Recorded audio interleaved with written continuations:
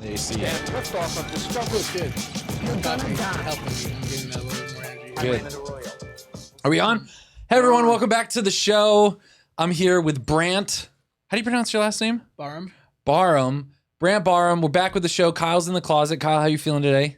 Great to be in the closet as always, folks. And I've been so excited to have Brandt on here. We've met just a few times through some mutual friends. Yep. And you're like, I think of all the people I know in person, not on social media, it seems like you have the most like business stuff going on in your life. You've done so many different things. Like when we meet up, the few times we met up, all we're talking about is like entrepreneurial type business stuff. Yeah. Like hustling and stuff like that. Yeah. And what I love about you is just how much of it you've just kind of taught yourself. Yeah. So thanks for being on the show. Of course. Of course. Thanks for agreeing to come yeah, here. Yeah. It's cool. What do you tell people when you're at like a cocktail party and people ask you what you do? Everything? Basically, I tell them I work on commercial real estate. And, Yeah. Here, move that mic. You can get up in there. All right, perfect. There you go. Yeah. I basically, I work mostly with investors, so like Yeah. I'm always trying to find deals, and so I always tell people I'm always like, trying to find opportunities and Yeah. just different deals, like help somebody. But not like, Yeah. I mean, when you say investors, I'm new to all of this. You mean like investment groups. So this is like 3 to 4 investors. This isn't like. So it depends. Like, I mean, I have some people that are just like doctors that have like $500,000 to $1 million cash that they want to place somewhere, and will leverage it to get it to like buy like a $3 or $4 million building, maybe like a cash flowing building. Yeah. And or I'll have like a group of guys that are like, we could take down $15-20 million projects. Yeah. And so I kind of have everything in between. Yeah. And I kind of started off like doing rental properties and flips. Yeah. Like in the residential side, and then single family or multi. Single family for the most part, back in 2009 to 12, and then eventually right after the crash in 2008. Yeah, exactly. You got in. You just were like, I'm gonna get into real estate. Yeah. Everybody was like getting out of real estate, and so I was reading this article about how everybody was getting out of real estate, and I was just like, man, I want to get into real estate. Really? Yeah, because I was like, there was like nobody doing it. Like everybody was trying to get out. Everybody was like trying to like say, oh, this market's toast. Yeah, yeah. It was like the worst thing that ever happened in real estate in 100 years. And how old were you in 2009? 26. Like, were you married? I was married.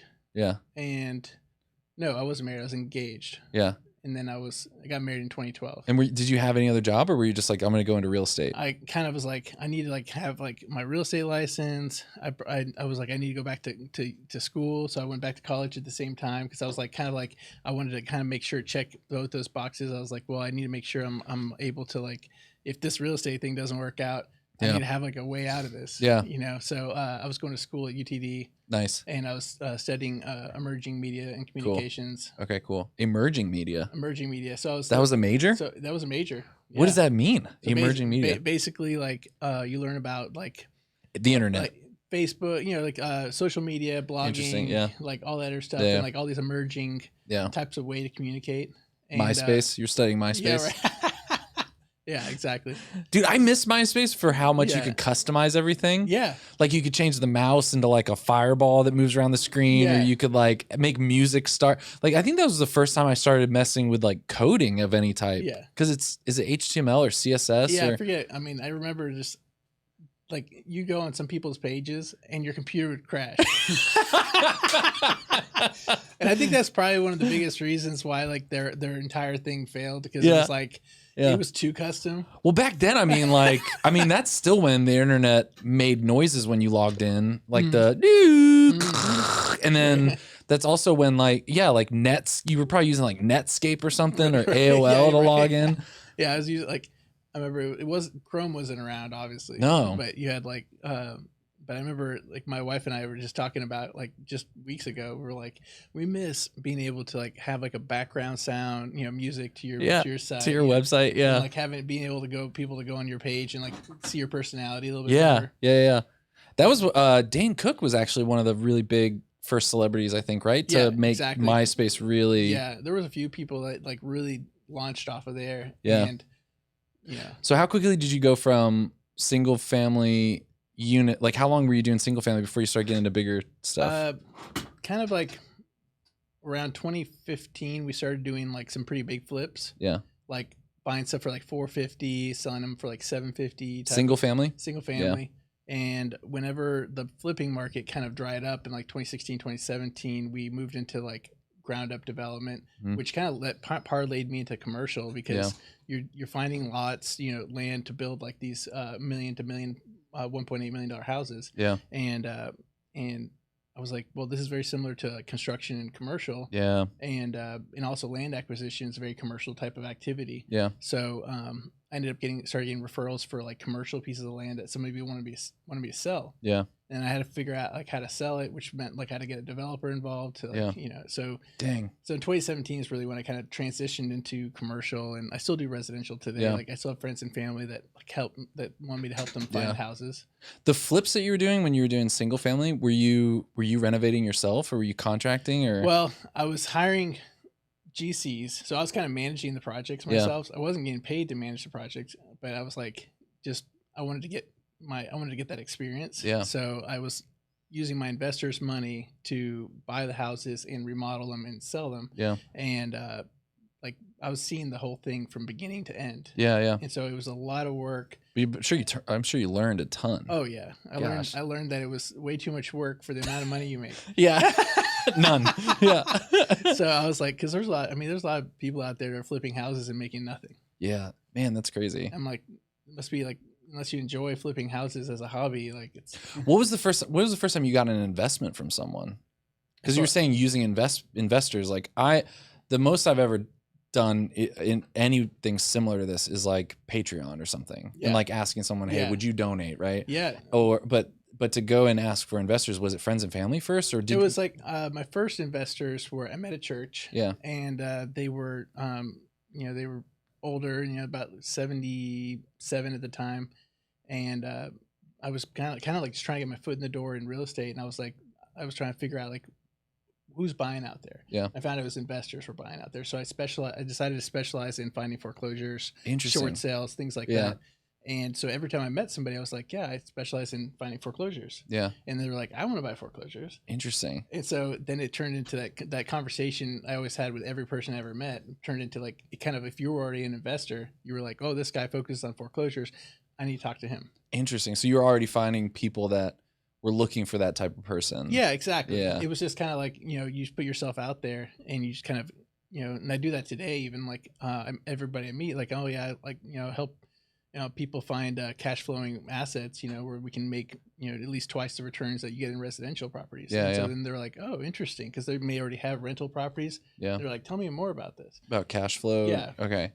And then when you're doing ground up development though, who are the type of people that, I mean, was that a whole different world to get into? Yeah. And like, is this where like, so I'm so sorry ahead of time. Yeah. And when we hang out, I always feel like I'm such an amateur. Yeah. So, but when we're talking about those levels, we're talking about the idea of like an investment group, right? Where it's like, it's a group of people that are compiling a lot more money. Yeah. And usually if I'm dealing with a development, I'm usually working with somebody that's like an experienced developer. Okay. Like they just need somebody to help them source good projects. Okay. And then raise the capital. And then a lot of times they're like independently like successful and wealthy, and like or they have a great relationship with their bank that'll like give them a whatever loan they need, 5 million, 10 million, whatever. Yeah. And so usually I don't have to go super far to get the fundraising on that kind of stuff. Yeah. But I find it was always easier to like find people that were already doing something really well and then find a way to help them. Yeah. And interesting. So it's like, so they're really good at being a developer, but there's something about getting something coming in. But finding opportunities is like very cumbersome. You have to comb through a lot of potential sites and find the land at the right price, the right area with the right demographics and all this other stuff. And a lot of times they don't want to do all that. Interesting.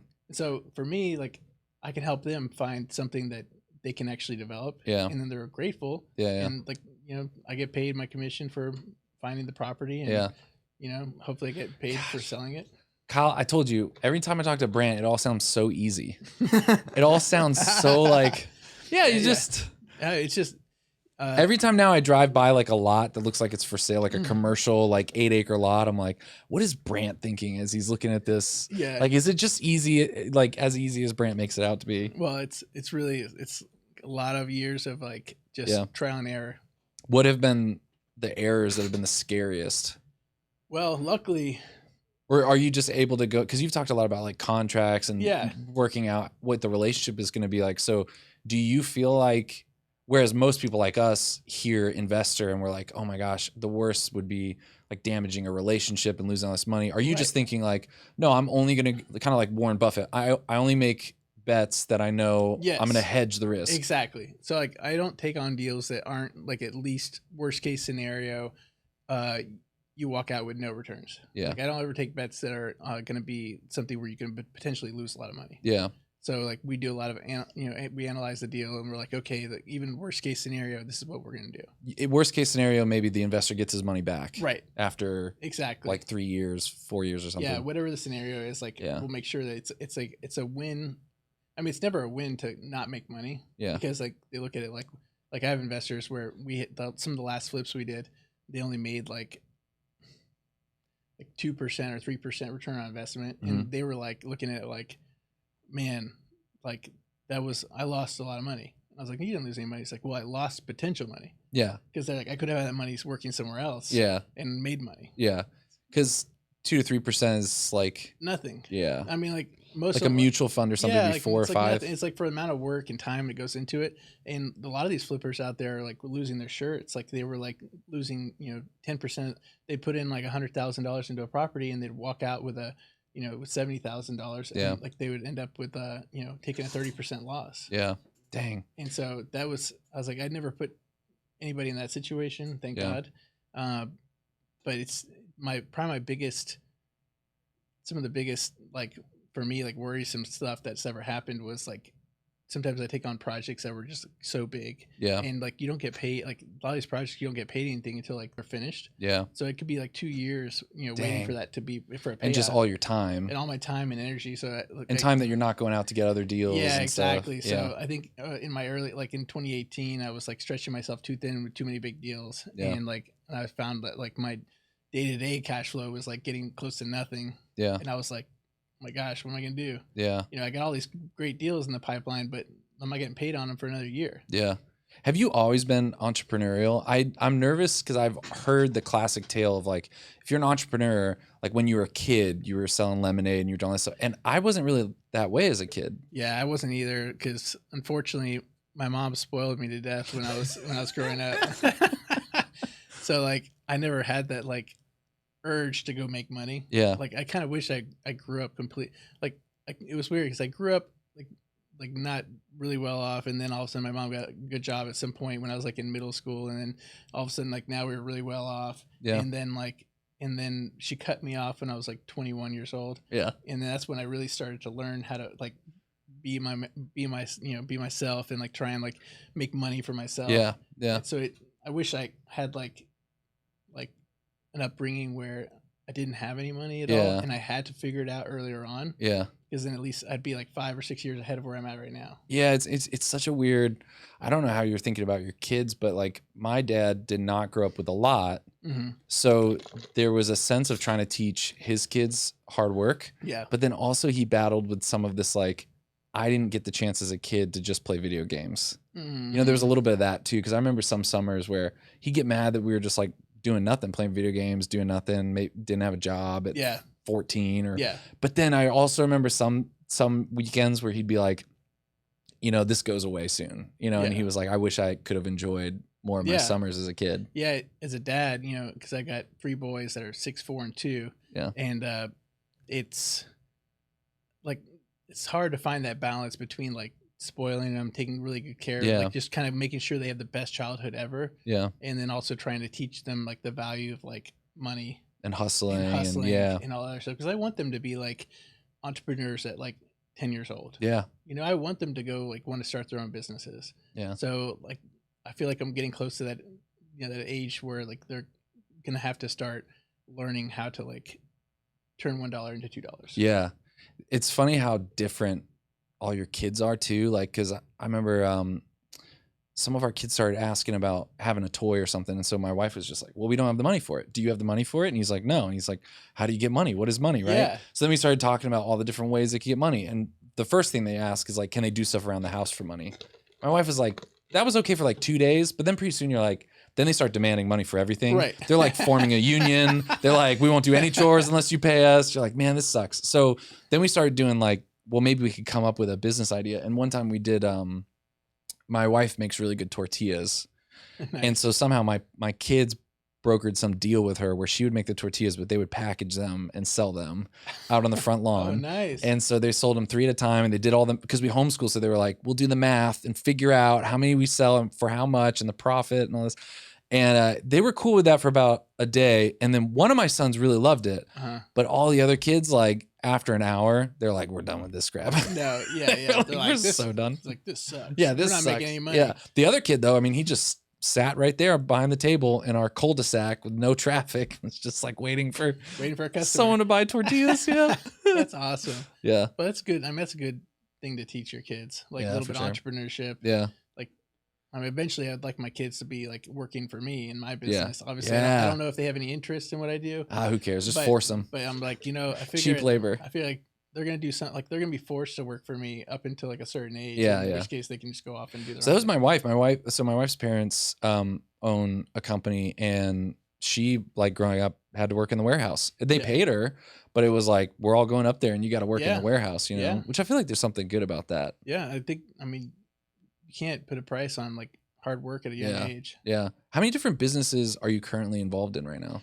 So I have my real estate business is my primary. Like that's kind of my like I used to, when I was in my early 20s, I had a bad habit of like trying to start like a bunch of stuff all at once. As an entrepreneur, that's me right now. You're naturally like inclined to be like, you know what, I want to start this business. I want to have this photography business going. I want to have this marketing business going. I want to do this other business over here, this other app startup over here.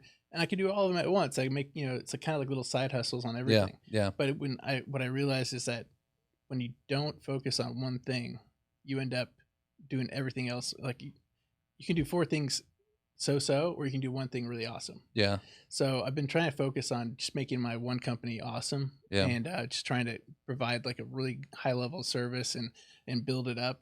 And when I start other companies, so I have another company right now I'm working on right now called DevCap, and it's basically an investment arm of my business, which is going to be basically investing like in actual like buying assets, and then bringing on investors into that fund. So it's basically almost like a private equity fund. Okay. But it's aligned with my business. Okay. So it's not like a completely different business. I'm not like opening a restaurant and having my commercial real estate business. Okay. Yeah. So I find that if I find businesses, I think that's kind of the smartest thing to do if you're going to start multiple businesses. They're like adjacent. They should all be adjacent or serving your existing business. Yeah. Isn't that like vertical versus horizontal? Come on, Kyle, you're the economics major. You went to school. Is that vertical, horizontal? What is that? Seems like vertical to me, folks. Okay, whatever. No, 2.8 GPA right here. I struggle with that too, like because when you start building something that supports your main business, then you realize the thing that you're building, other people are like, I'd pay you to do that. Mm-hmm. And that's been tough for me, is trying to figure out which of those things to focus on. Mm-hmm. And like, I mean, do you feel like maybe you focus on one thing and grow it up to a point that then you can move on to another thing? So like, good friend of mine, Caleb, he owns Auto Cave, and he's an entrepreneur, like entrepreneurial as it gets. Like, I mean, you have to have him on the show because he's freaking awesome. I'd love to. Yeah. What's his last name? Brian. Okay. Bryn. Okay. Bryan. Caleb or Kyle, get Caleb on here. I'm typing it up right now. Okay. Don't stress. So he's really like he's that guy who hustled, like, when he's 17, 16, whatever. Like he had Craigslist businesses and all this other stuff. And he's got it to the point, like, he's really good at leveraging and like hiring management and like getting everybody in place that needs to run the business, to the point where you could get to where the business, like, you're only having to put in like a couple hours a week in each business. Yeah. So you can have that, because really when you get to the point where you only need to be there for 2 or 3 hours a week, then you could really start other businesses. Yeah. So like someone was saying, and I've been thinking about this a lot too, it stuck with me, that if you have to do all the work, you're a contractor or you're a freelancer, right? And you're not building a business. When you build a business, it can run without you. Right. Yeah. Exactly. If a business isn't running without you, I would say business isn't a business unless it can run without you. Yeah. Like it's your business technically, but like if you're the owner. If you're the key ingredient. Yeah, you're working. Yeah, you can never sell it. You can never because you're the owner and the employee. Yeah, exactly. Yeah, exactly. So that's kind of where like for me like it's kind of hard to leverage what I do. Mm-hmm. So but I know there's definitely real estate you can scale, like, you know, in residential and things like that. But like you can scale real estate businesses and grow them into big companies. But I haven't like found a way to do that really well. The part where you can look at a deal and just get the feeling about if it's a good. Yeah, because I feel like my success is kind of like due to me like being able to vet deals like really quick, really fast, and just like see an opportunity. Yeah. And I would never like.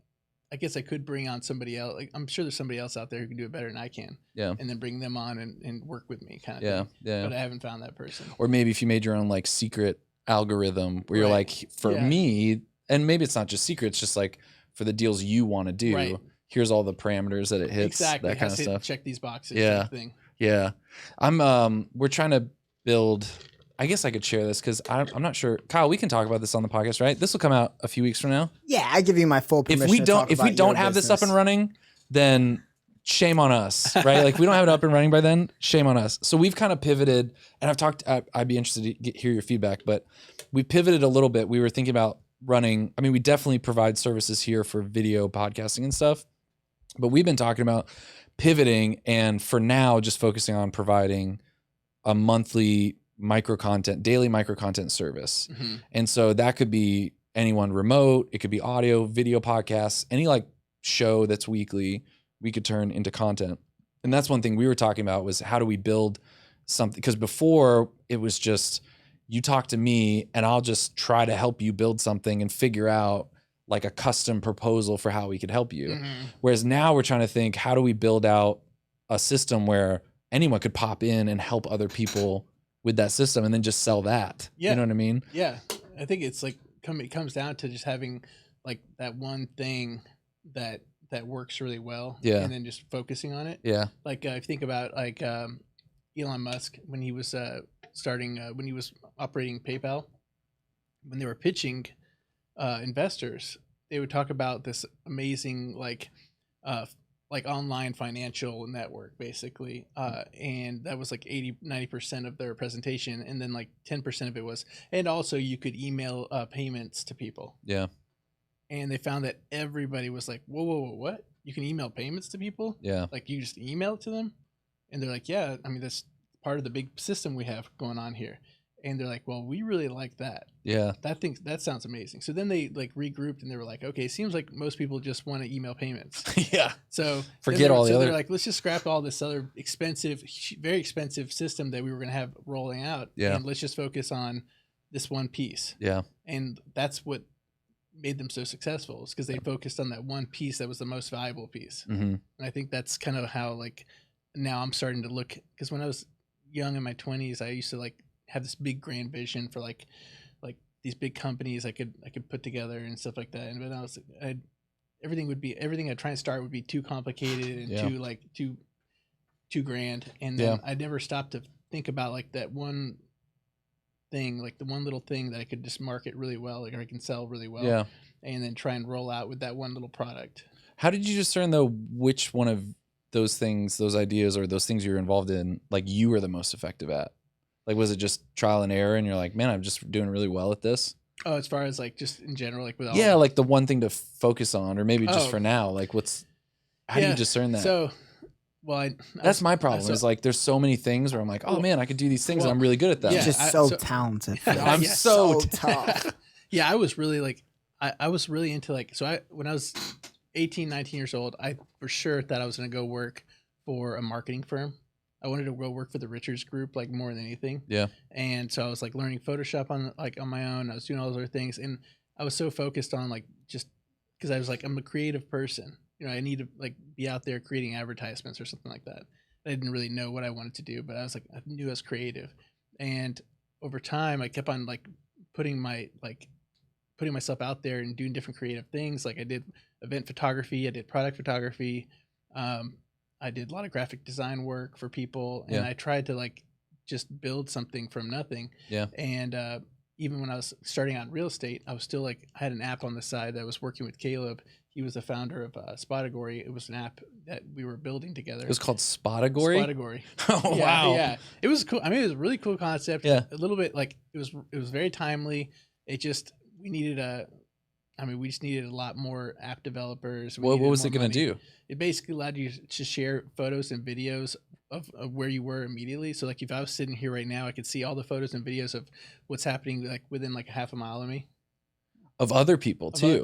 Oh, it's interesting. all public, and so like you could be at a sporting event or something like that and see all the pictures from all of like everybody's pictures. That's cool. And videos. Yeah. So it was kind of a cool it was a cool concept. It was going to be like another social media platform, and I spent a lot of time working on that while I was in my early years of real estate, and when Jen was pregnant with our first boy, and I was like, well, she's like, I'm not going back to work, just so you know. And I was like, well, dang. It's like, got to replace that income. Yeah. So when I realized that she wasn't going to go back, I was like, kind of made me rethink like all my strategy. I was like, I had 2 different things I was working on outside of real estate. And I was like, so I had to drop those. And I was like, if I double down on real estate, that's when I really started focusing. Cause I was like, I never thought of real estate as like a way for me to have a creative outlet, but there is a lot of creativity in real estate. Yeah. Like, especially when you do investment stuff. I remember the first time I met you, you said this and it's stuck with me ever since. Cause you said exactly this, that you really feel like akin or you feel like a creative, like you feel because you have to source these deals really creative. And I never thought of that, all the different forms and contracts, someone had to dream up how all these partnerships work and the deals work and how it all fits together. Yeah, exactly. Because every deal is negotiable. So it's kind of like, what are the exact, you have to be creative about the terms, like of the, how long the inspection period is or due diligence period, and how long like what kind of financing, like, is the owner going to contribute the land to the project and then we're going to pay the owner back for it? Yeah. So there's a lot of different like angles to it. And so you're like, in a way, it's a very creative type of business. Yeah. And I always thought of creativity as like creating like art, creating an advertisement. Yeah. I never thought that you could use creativity in like, you could use creativity like in engineering. Yeah. It's like, that's true. Like engineer, or you think of like Mythbusters and stuff, like they're hyper engineers, but being creative about how they use all of those tools. I bet you also score high on like openness. I score high on like just open to ideas, open to other people's like. I'm totally open. Like I love like spitballing ideas with people that are like, I had this idea to make this kind of business, and I'm like, okay, let's see how that could work out. And just kind of play it out. Yeah. And see like if it does go somewhere. Yeah, for sure. Do you feel like COVID? I'm interested in your thoughts on. I think we've talked a little bit in private about COVID, but do you think COVID for most people is an opportunity in terms of for real estate stuff? Well, just like in general, I don't know. I have some people, and I think you've told me this, and I've some people in my life. They're like, man, it's just really hard right now during COVID. And then I've had some other people that are more maybe entrepreneurial minded, who are like, there's a lot of opportunity out there. Yeah, I feel like, e-commerce is exploding. A lot of content stuff is exploding. Like, I think there's definitely opportunity out there for entrepreneurs to like different markets that are emerging because of this. Yeah. Because you have people that are like stuck at home, or there's more like stuff being delivered. Like your retailers are moving more of their stuff online. Yeah. And so maybe there's an opportunity. Like I think when I think about opportunities, like I think of like, well, I want to go buy more warehouse stuff. Like more warehouse properties. Yeah. Because everything you see online has to have a warehouse somewhere. Yeah. Yeah. So if more people are like starting websites or more stuff is expanding onto the e-commerce side, I know I need to get more flex space and more warehouse space. Interesting. So that's where I think about opportunity. But then, but is that a like 2 to 3 year down the line move? Is that like hold on to it? I think it's like, it's all happening like right now. Like, I think it's like, I see warehouses popping up like crazy now. Yeah. Like people are building 100 to 300,000 square foot warehouses. Yeah. Yeah. And like, you don't even have to buy something that big. Cause your small mom and pop e-commerce store may only need 5,000 square feet. Yeah. And also I've been thinking like, it's really sad that a lot of businesses are going out of business, but then that also means like a lot of buildings up for sale.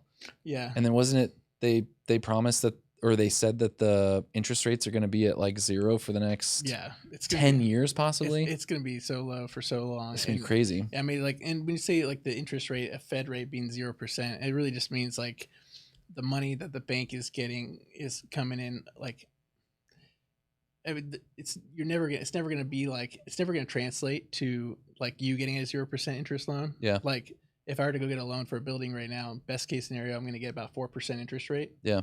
And even if the bank is borrowing that money for 1%, yeah, like that doesn't mean they can't increase it to like 4.5%. Okay. Even if nothing changes there. Yeah. Because the banks always lend according to the risk in the market. Okay.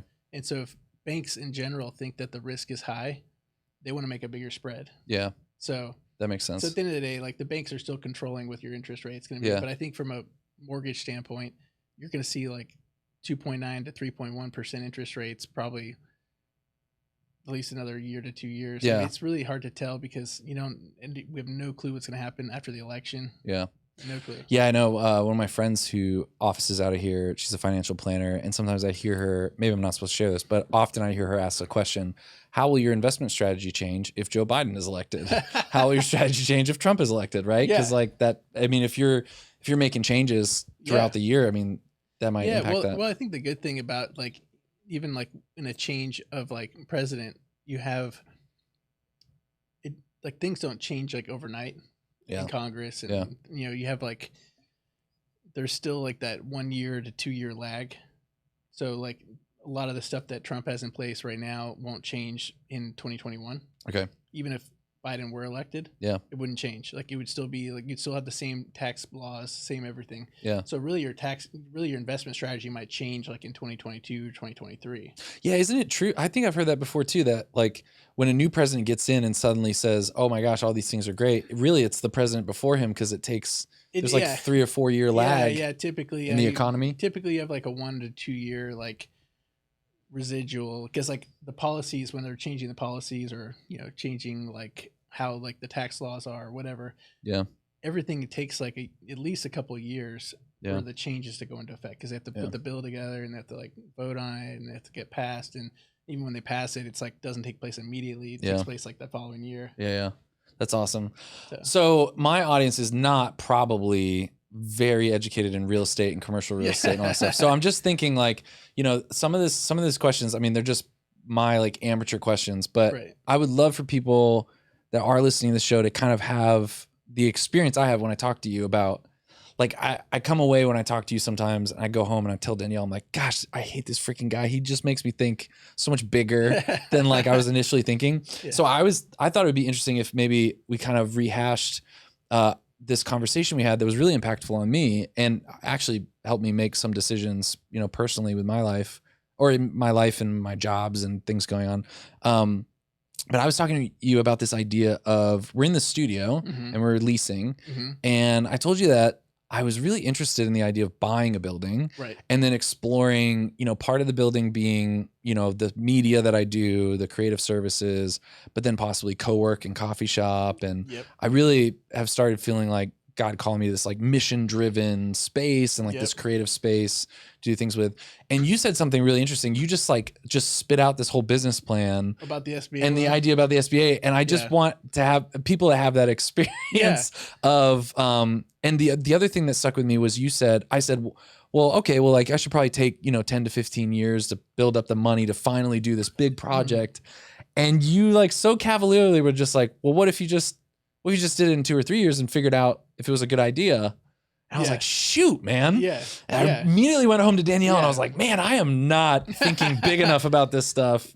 So maybe, I don't even know where to start, but I do know that there are people that I'm friends with that are interested in moving into a space in the sense of whether that's for a retreat center, a mission, coffee shop, a mission driven co-work space, collaborative space.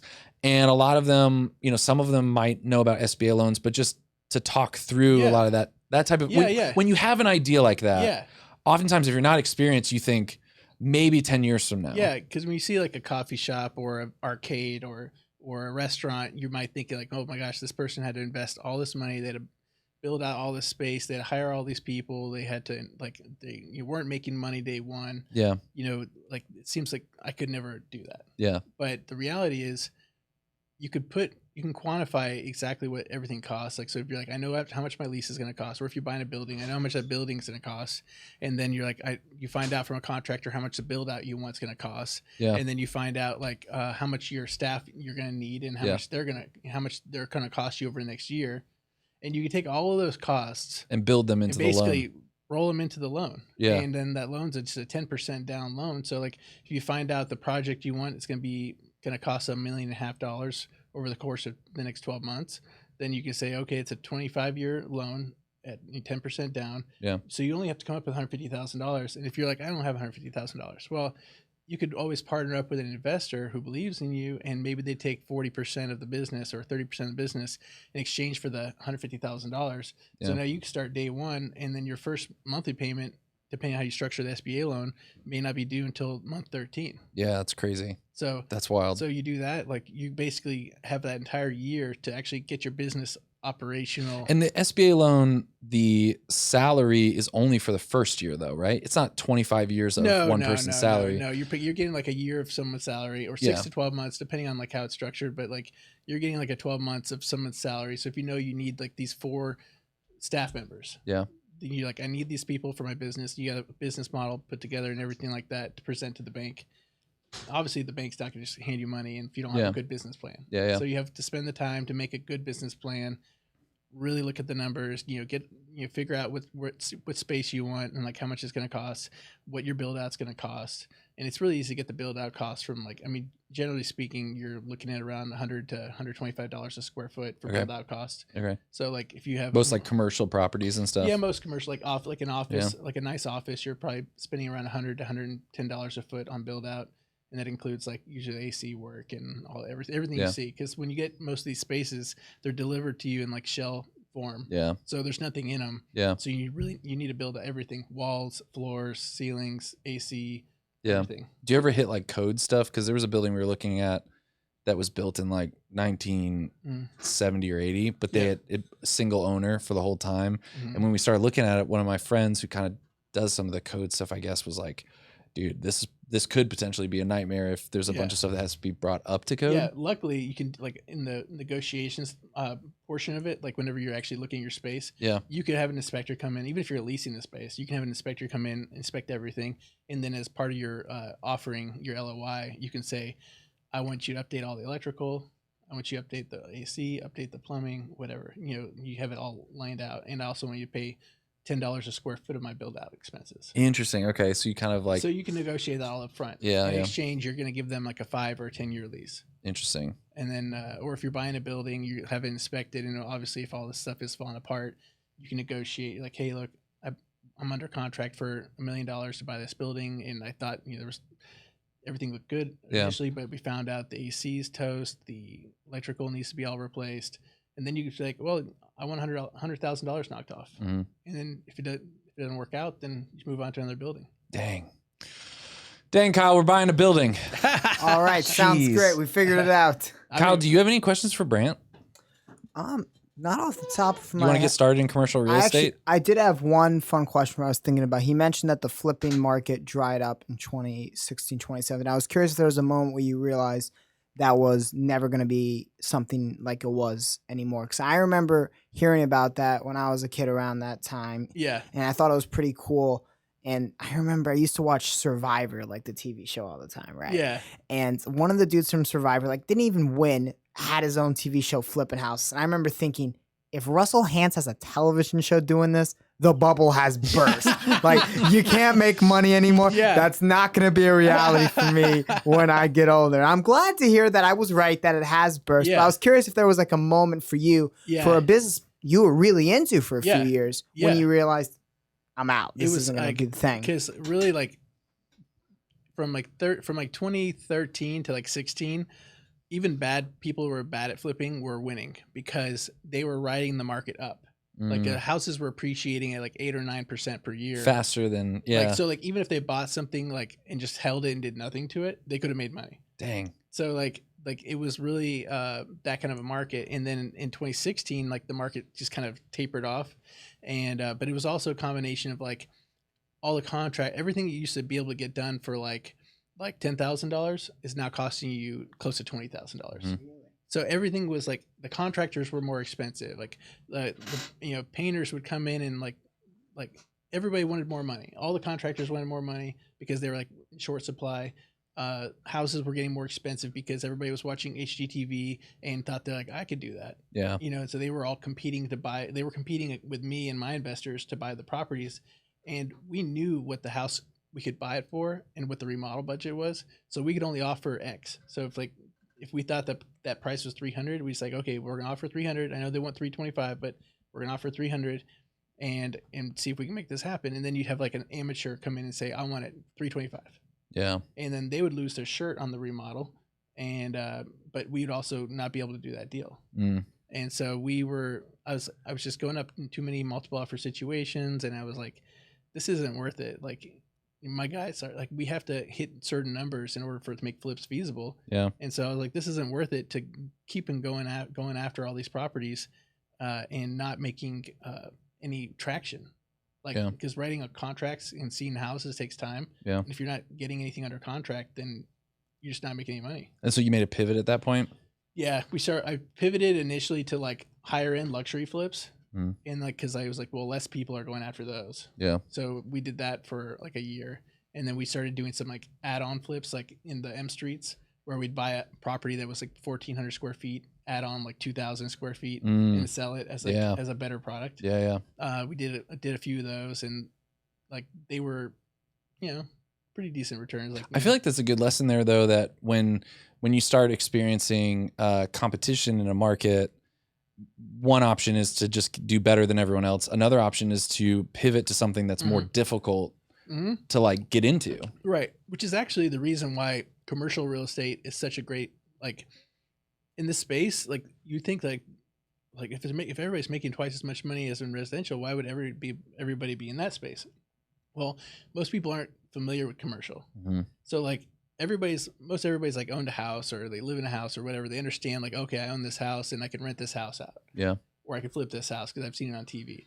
Or I know the worst that could happen, and I also know enough about the process that I know I know a little bit about the laws and the regulations and stuff. Few people have any experience with commercial. Yeah. Unless you're a business owner and you had to go lease a space or you had to buy a building for your business or something like that. But most people don't know anything about commercial, so they don't want to put their money there because they're like, I'm just afraid that I'm just gonna lose everything. Yeah. And I'm like thinking, how you can lose your money? Like Starbucks is your tenant. Yeah. Wow. Yeah. That's a good point. I was like, you think they're gonna make you go bankrupt? Yeah, that's a good point. That's a really good point. I was like, you think that owning that Whataburger is gonna like, and you're not even owning the Whataburger, you just own the building and the land that the Whataburger is using. Yeah. And you get paid for it. Interesting. They're paying you on like a 20-year lease. So people down the street that are building all those buildings, that was a developer and an investment group that said, we're going to buy this big, because I mean, it was a big acre. I mean, it's like an acre or two. Yeah. And then they just buy that up and say, we figure if we put these types of buildings. Yeah. It was kind of like when you do something like, it's like we call it spec build, like, because you're not building it for a particular person. You're just building it with the idea that somebody's going to lease it or buy it. So when you're building spec builds, because you're like, that this market needs that product.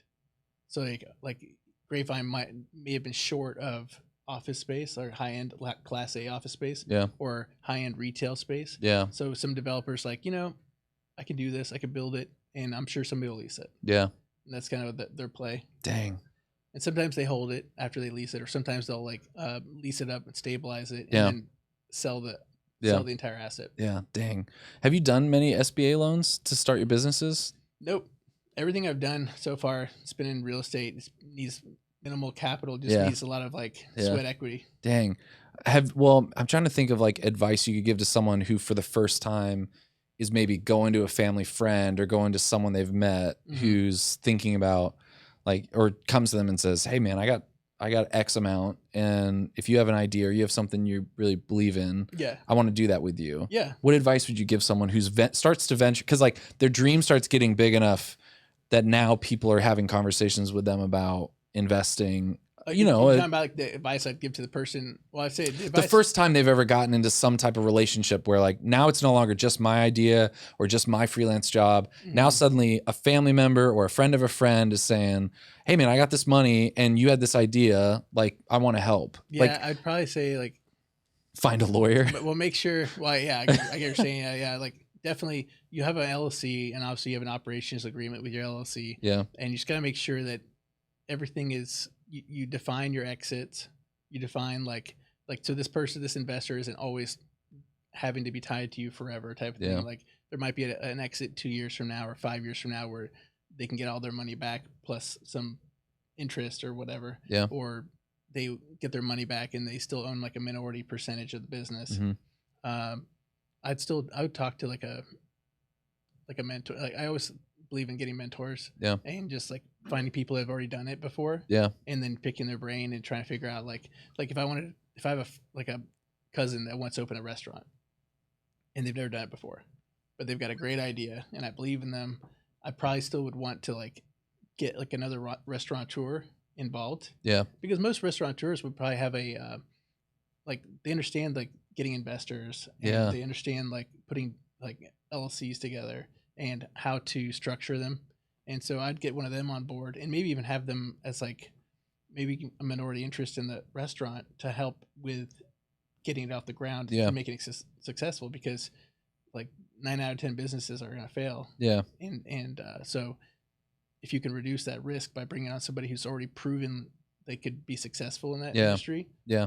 That's what that was the other thing I'd never thought about in terms of like a small business venture. I've always thought of that in terms of large startups, was the idea that maybe you don't just need capital investment, but like knowledge investment. Yes. Like if you partner with someone, you had said like it might be smart to contact someone who has, you know, one small co-work space and partner with them because they've already done it. Yep. And then you're kind of basically giving away some of the ownership of the business in return for their expertise and their knowledge. Yeah. Exactly. Yeah. I'm all about like, I would say seek out someone who's already been there, who's already 5 years ahead of you or 10 years ahead of you. And you'll find most people actually want to help you. Yeah. And like, I'm like that person. Like somebody comes to me like, I'm like, you're into real estate, you know, what should I do? I'm like, I'll tell you exactly what to do. Yeah. You know, man, just help them out. Yeah. And that's it. Oh man.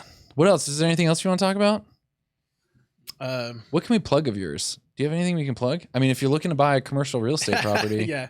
I mean, most everything I do is like, you know, just helping people turn $1 into $2. Yeah. Yeah. And like, build cash flow and that kind of thing. I know that there's a lot of people during COVID that are finding themselves jumping off of either a sinking ship or launching out into some other way of trying to generate income. And I mean, maybe we could talk about that a little bit. Maybe like, I mean, I don't know what advice you might give to people that are finding themselves suddenly on their own or looking for creative ways to start revenue. Yeah, I always think like there's so many people in the US right now that are like so dependent on companies for their income. Yeah. And like people come to me and told me like, Brandt, how do you live on commissions? How is that possible? Like I could never do that. And I was like, what if you walked into your office tomorrow and your boss fired you? Where would you have income still? Yeah. No. Well, is that any different? Like in fact, with me, I could never fire myself. You know, like I reap what I sow. Yeah. You, on the other hand, your entire department could get downsized to no fault of yours, and you could lose your job. Yeah. And then you might be 2 months, 4 months without a job, no pay. And what do you do? So yeah, it doesn't matter how hard you would have worked at your job. It doesn't exist anymore. Yeah, exactly. So whereas you could always just go work on your job. Or the other part is like some people just look at a job, it's just like a paycheck and like they're gonna do as little as they can to not get fired. You know, and I think that if you look at it like from another perspective, like how can I provide a ton of value? Like this company is paying me $80,000 a year to be here. Yeah. How can I give them $200,000 a year of value? Yeah. How can I come up with some idea that can make the company more money? Yeah. And like just having that mindset of just constantly wanting to provide value for your employer. Yeah. Is what will keep you at the job and give you better jobs within the company. That's been a huge mind shift for me is exactly what you're saying. Like when I first started thinking, well, maybe I need to supplement my income, you know, because I'm a youth minister. This is like way back in 2011 when I first started out. My wife and I, like, no kids. She's pregnant. I'm like, man, it's like getting kind of tight, you know, like, and I remember thinking like, okay, well, what could I do? What extra could I do that someone would give me money? Yeah. But the shift was thinking, how could I make other people money? Yeah. And then people would like, no brainer would throw money at me because if I can figure out how to make other people money, then it makes total sense. Yeah, exactly. Yeah, because it's all about value. Yeah. It's like people are willing to pay for something if they're getting some kind of a value out of it. Yeah. That was a big thing too, is to start thinking, and maybe this is advice for people that are, like, haven't really been in the freelance game or haven't, and maybe it might even be good if you don't know exactly what you want to do. Yeah. Like, I think there's a lot of pressure if you're jumping off right now, like, oh, well, I got to pick, am I a Photoshop specialist or am I a Final Cut Pro specialist? But I think if you just start asking the people you know, or find a like an audience to serve, and then just start thinking or asking them, what's your biggest struggle? Yeah. And then figure out ways to solve it, you know? Yeah, one thing I'll say to that crowd of people that are kind of still figuring out what they want to do, I'd say go spend a few days with a person that's doing whatever you think you want to do. Yeah. Like if you like want to be intern. if you want to be a veterinarian, like go shadow a vet for 2 days. Yeah. And like see what it's all about. If you want to be a game designer, go shadow a game designer for 2 days. Yeah. Because actually, before I got into emerging media and communication, I was in video game design. Oh, that's right. I forgot about that. So I was totally like thinking like, how cool would that be? I could design video games, play video games all day. Yeah. This could be the most badass job ever. Yeah. And as I'm into it, I'm like realizing like I'm not like the best game designer in my class. And there's like significantly more people that are faster and better at like creating 3D models and other stuff like that. Yeah. And I was like, and I started researching it, and I was like, I found out that to get the kind of salaries I would want to have, I'd have to be in the top 1% to 2% of video game designers. Yeah. And I was like, there's no way I'm going to be able to compete with these people. Yeah. And so I was like, I'm out. Yeah. So after like 2 semesters, I was like, moving to a different major, because like as much as like it sounds cool, like my like probably the best I would ever do in that was probably make like 80 or 90K a year, which I mean it's not a bad salary. It's just, but like my aspirations were like I wanted to make hundreds. Yeah. You know, I was like I wanted to be able to build, like, because for me like the income is always about like using that money to build things. Yeah. Like into like to really, I wanted to, I don't know, ever since I was young I always wanted to build like companies. And I have an impact. Have an impact on the world, and like, and I was like, I felt like I wasn't gonna be able to make it a meaningful impact in the video game design world. That was advice I gave Kyle back when he was in high school in my youth group. I said, you would be surprised. He was like asking advice or something, so it wasn't like I just gave it to him. But I said, you would be surprised how easy it is to get an internship if you just know how to kind of bother someone, but also like provide, like say, I will come work for free and here's what I can do for you. You'd be surprised how many people, if you're teachable, you're like hardworking, like you'll actually listen to what they say and you're quick at it. Like, man, that's one of the best advice you could give people. I'll say business owners freaking love trial runs. That cost them nothing. Like it used to be that way 50, 70 years ago, like very common, you know, people would like they wanted to work at a law firm, they'd be like, hey, I'll work for free for 3 months, and if you don't like me you can just let me go, but if you do like me, then I got a permanent job here. Wow. And they'd be like, okay. And so like I feel like that mentality is kind of gone. Like people are like starting like coming out of college and they're like, what do you got for me? I graduated from SMU. Like what do you have? What kind of salary you offer me? What kind of sick day? How many sick days? And how much time off do I get? Like, and how much, like, what kind of benefits do I? It's always about me. When in reality, it's like the company, you haven't even asked the right questions. You have to ask like, how can you benefit that company? How can you make that company money? And everything that they've said before that was like, had nothing to do with helping the company. Had everything to do with helping them.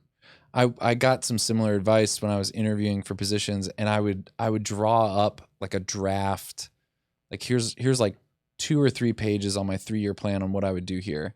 Now pending like me and the boss talking about this, and but I just want you to see, like, practically, I've looked at your website. I spent a little bit of time. Here's kind of what I might do in the first 3 years. So then, like, they're seeing that in the interview. They're saying, wow, if we hire this guy, he's going to start this live stream thing. He's going to start this social media thing. He's going to build this website. He's going to do this thing. And then they're like, wow, like, and they're not just thinking, who of everyone do we hire? They're thinking, do we want this plan for our organization? Is it going to be helpful and impactful? Yeah. It's all about that, adding that, like, the value, and like, and I think that the company's seeing that your, like, willingness to want to contribute. And like, kind of just, especially small businesses, like want you, like, somebody to come in and be able to wear multiple hats. Like, cause they're already, like, a business owner, like, that's just starting out, they're wearing like 6 or 7 hats. And they just want somebody to come and take like 3 or 4 of them.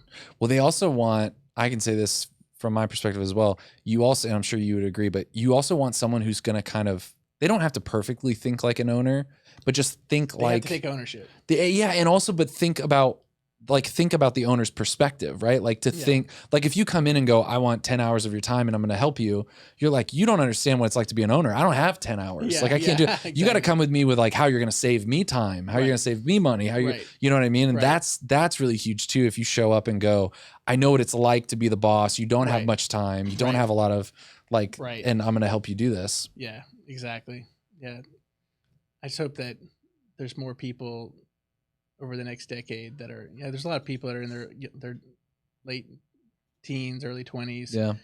And I feel like the entrepreneurial spirit is kind of, I don't know if it's like people who just feel like they just got to get a degree and they got to go work for somebody, and that's what life's all about. But I just feel like there aren't as many entrepreneurs, like, being churned out as there were before. I've thought about us just going to all the small businesses on Grapevine on, like, Main Street, and just walking in and just being like, hey, can you just give me an hour to shoot some video, make a bunch of social media content? You can keep it, do with it what you want, but I just want to show you for free what we do. And like, if you want to call me afterwards, you can. But absolutely. Otherwise, like, I get to use it for a portfolio, maybe, if you approve it, and, like, if you like it, and you can use it for free. We normally charge clients, but I just want to spend like 2 hours. Like, can I record behind the bar, you pouring coffees? Can I record you making sushi? Like, exactly. I thought about doing that. We should do that, Kyle. I think it's a great idea. Are we doing that? Especially with that one lady who likes us. What one lady? The real estate lady. Not the real estate one. The one who does marketing. Like, Wordplay Texas? Yeah. Yeah, we should go do some of that stuff. A little pop-up shop. Except it's not a shop, and we're popping up in your shop. I think it's a good idea. We should do it. Well, guys, thanks, man. Thanks for being on. Hey, man, I'm happy to be here. You should come back. You should start your own podcast. Yeah, well, I definitely want to. I'll come back and I'll give you some more. That'd be great. Insight into some other stuff. We'll have like a regular segment where Brandt comes in and gives like real estate advice. That'd be fun. And we pretend it's for the podcast. And it's like hypothetical question. Actual question. Yeah, we'll come back anytime, man. Really fun. We don't have any closing music, do we? Everyone, you can go support the show on Patreon, patreon.com/the show. Find Brandt on Instagram. You can look at all of his nice cars. Oh, thanks. Or where else? Where else would you want people to contact you? Anywhere else? Just Insta's great. Insta's great. If you have $1 million and want to turn that into $2 million, contact Brandt Barham. Brandt will do that in 6 months if you call 1-800 Brandt. Thanks so much for being on the show. Of course. How are we gonna end? We'll end by just. Oh, you just hit it. No, I got the camera on him. Okay. Typically, that's how we've been ending. Brandt, if you could just look at this camera and say, what's the word? The word for 2021. The word for 2021? Yeah, like the inspiration word. Like, pick an inspiration word for people listening for 2021. Recovery.